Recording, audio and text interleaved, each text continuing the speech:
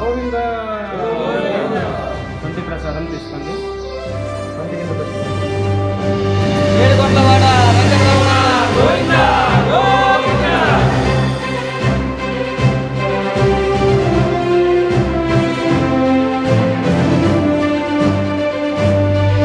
అందరికీ నమస్కారం. నా పేరు కొండల స్వామి. నేను రఘుకుల తిలకారార పాట పాడినటువంటి సింగర్. ఈ రోజున మన ముచ్చింతల్లో ఉన్న స్టాట్యూ ఆఫ్ రామానుజ ఈక్వాలిటీ మరి ఈ క్షేత్రాన్ని దర్శించడం జరిగింది.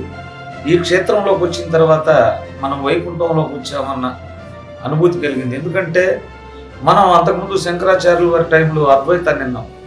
తర్వాత రామానుజాచార్యుల వారు విశిష్టాద్వైతం, అంటే అందరూ ఒక్కటే, అందరూ భగవంతుడిని సేవించుకోవాలి.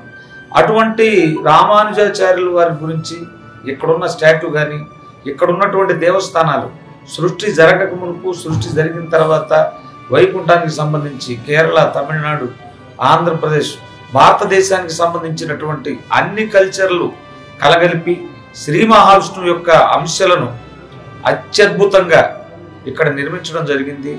వీటిని మేము వచ్చిన తర్వాత ఇక్కడున్నటువంటి సేవకులు, ఇక్కడున్నటువంటి వాళ్ళు కూడా ప్రతి ఒక్క దేవస్థానం గురించి, విగ్రహాన్ని గురించి వివరంగా వాటి యొక్క చరిత్రలతో సహా మాకు వివరించుకుంటూ ఈ యొక్క స్టాట్యూలో ఉన్న గుడులన్నిటినీ కూడా చూపించడం జరిగింది.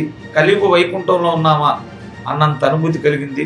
ఈరోజు చాలా అదృష్టం. ఎందుకంటే ఉదయం పూట చిన్న జీయర్ స్వామి వారి శిష్యులు అహోబిలం జీయర్ స్వామి వారు, దేవనాథ జీయర్ స్వామి వారు వారి యొక్క మంగళాశాసనాలు, ఆశీస్సులు లభించాయి. అలాగే తర్వాత రామానుజుల వారి యొక్క దర్శనం.